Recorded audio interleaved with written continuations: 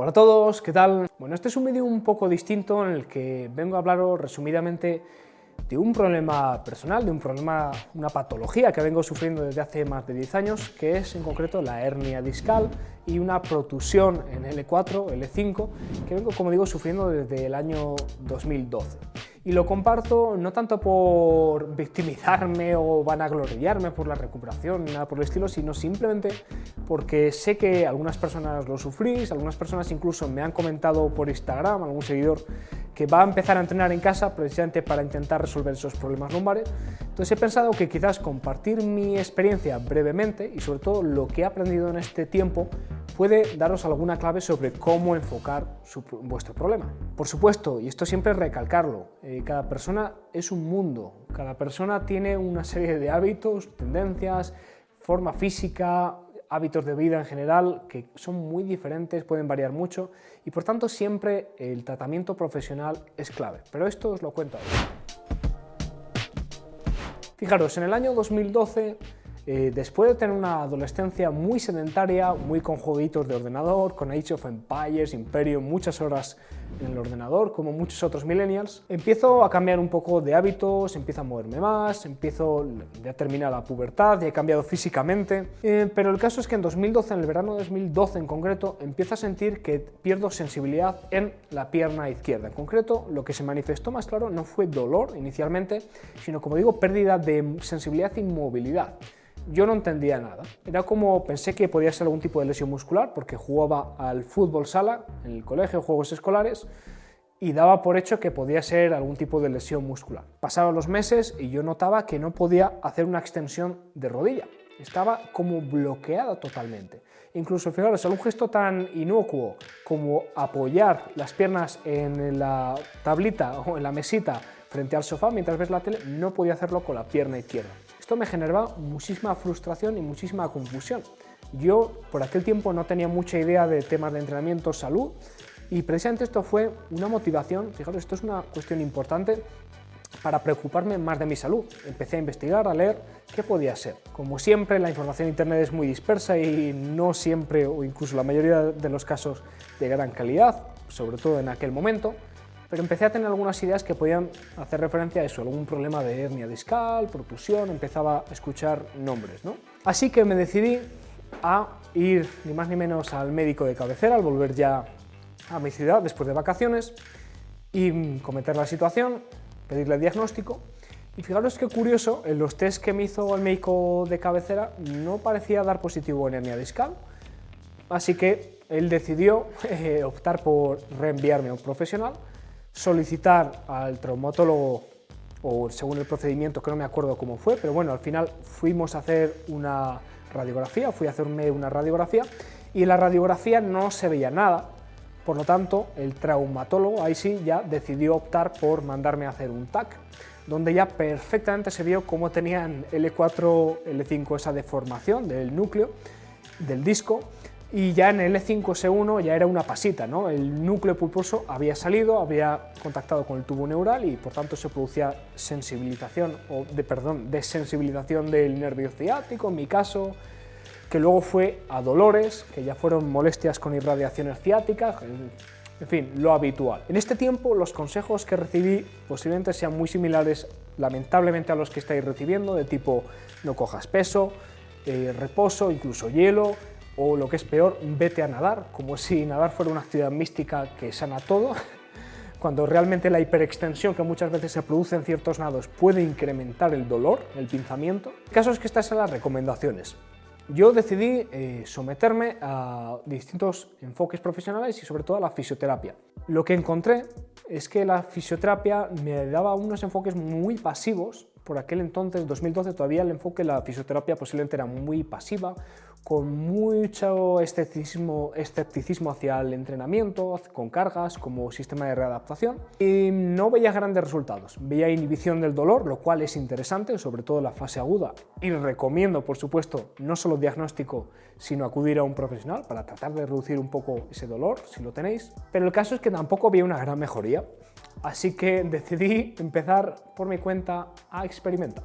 Empecé a leer sobre el enfoque de Stuart McGill, que muchos conoceréis porque tiene un enfoque precisamente a tratar patologías de espalda, que es verdad que es muy conservador, pero en fases agudas de dolor es muy eficaz y básicamente lo que busca es la estabilización a través de una serie de ejercicios, la estabilización a nivel lumbar, el fortalecimiento de la musculatura profunda, ¿no? Y en mi caso funcionó muy bien. En mi caso este tipo de enfoques, no de yoga ni cosas así, sino puramente de estabilización lumbar, dio muy buenos resultados y mejoré en los siguientes meses con este enfoque, manteniendo también actividad de baja intensidad, andando más, siendo precavido con este enfoque, ¿no? Pues me vi mucho mejor y la realidad es que se recuperó en buena medida esa sensibilidad, ya me notaba bien y ahí es cuando decidí dar un saltito más, que fue empezar a entrenar fuerza. Fijaros, yo en aquel momento, pues ya digo, había empezado a mejorar hábitos, pero realmente de entrenamiento no tenía ni idea, año 2012 ya, 2013 casi, y decidí empezar a entrenar calistenia, con 4 cositas en casa, básicamente una barra de dominadas, unas gomas y magia. Este enfoque mixto entre el enfoque de estabilización de columna de McGill junto con el entrenamiento de fuerza me dio muy buenos resultados. Notaba en algunas posiciones, porque todavía no entendía mucho de técnica, que se me pinzaba un poquito, que todavía había algo de dolor, sobre todo porque no entendía el concepto del stack, de la alineación de columna también, pero la mejoría fue clarísima. Con lo cual, fijaros, ¿no? A veces, muchas veces nos decían esos mensajes de no cojas peso, no te muevas, cuidado con los esfuerzos, y en mi caso fue justo al revés. O sea, esto fue el elemento que determinó la mejoría precisamente. Vale, y todo esto cuenta un poco de qué, cómo viene a ser en el día de hoy mi vida. ¿Sigo teniendo dolores? Fijaros, desde 2012-2013 he seguido entrenando, como veis, he ido progresando. E incluso empecé a practicar en 2016-2017 capoeira, que es precisamente un entrenamiento que no es lo más amigable en cuanto a las recomendaciones clásicas, ¿no? Para que veáis la mejoría que puede ir haciendo conforme a los años. Pero sí que debo decir que aproximadamente cada 2 años sí me da algún sustillo. Y es que el modo de vida que sigo teniendo es eminentemente sedentario, por mucho que entrene, por mucho que intente moverme, y eso tiene un precio, ¿no? En algún momento debo reconocer también, en capoeira, como digo, también coincide cada 2 años, he tenido alguna molestia, y incluso entrenando solamente yo recuerdo una vez, precisamente hace poco, ¿no? Que precisamente tiene relación con la rectificación lumbar en la prensa de piernas, entrenando en un gimnasio comercial. Pero curiosamente, en lo que es entrenando no he tenido episodios de dolor habituales, como mucho 2 años. Pero de vez en cuando, como digo, me dan. Y cuando esto sucede, lo que hago es volver varios pasos atrás y volver al enfoque de estabilización lumbar, desensibilización otra vez, si hay dolor ciático y con irradiación, y poco a poco ir trabajando alrededor del dolor con cargas, ¿no? En este sentido sí que debo hacer otra recomendación. Claro, ya he hablado de la importancia del diagnóstico, la importancia de tratar la fase aguda del dolor con profesionales, de la fisioterapia. Y otro pasito que yo recomiendo es que busquéis un readaptador, sobre todo si vais a enfocaros o estáis en una práctica deportiva, sobre todo competitiva, powerlifting, lo que sea, que tiene naturalmente sus riesgos por su mayor compresión sacrolumbar. Hay una figura que es la del readaptador. En España es poco conocido, pero es un punto intermedio entre el entrenador, que también es muy importante, sobre todo si es entrenador y readaptador, y el fisio, ¿no? Y hace esa transición entre el tratamiento puramente y lo que es propiamente el ejercicio, ¿no? Es muy interesante esta figura, que trabaje si tenéis entrenador o que sea la misma persona, porque va a hacer una buena valoración funcional, que esto es algo que todo entrenador también debería hacer, para hacer luego una selección de ejercicios adecuada a vuestra naturaleza.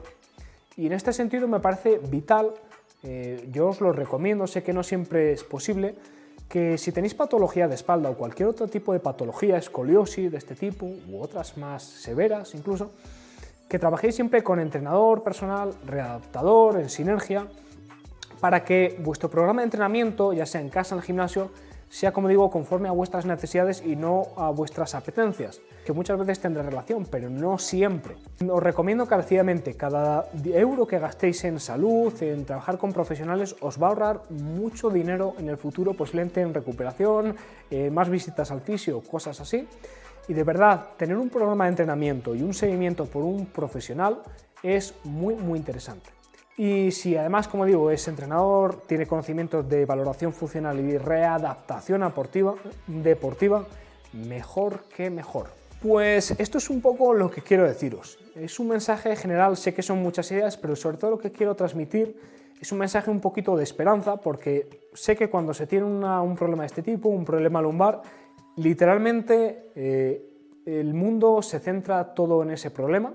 Por eso, pues, en ciertos casos, incluso el tratamiento a nivel incluso psicológico puede llegar a tener sentido, ¿no? Pero es importante tener en cuenta que esto rara vez es el fin. Mirad, yo conozco muchas personas que están entrenando en alto rendimiento, con hernias discales, patologías diversas, y están ahí. Es importante no estancarse, no quedarse en casa, no quedarse parado, sino buscar siempre el apoyo profesional, el moverse dentro del margen del dolor, o lo que se suele decir alrededor del dolor, pero siempre moverse.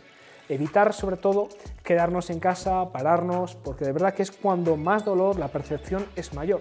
Y aquí también el entrenamiento de fuerza me parece clave. Lo fue en mi caso, conforme a otros, en paralelo a otros enfoques, pero en mi caso el entrenamiento de fuerza fue clave para tener una vida normal, salir del problema y disfrutar entrenando, ¿no? Espero que os haya aportado, como digo, unas ideas así adicionales, que sea de interés, y si os puedo ayudar en algo, contaros algún punto más de mi experiencia, o poneros en contacto con otros profesionales, pues decídmelo en los comentarios.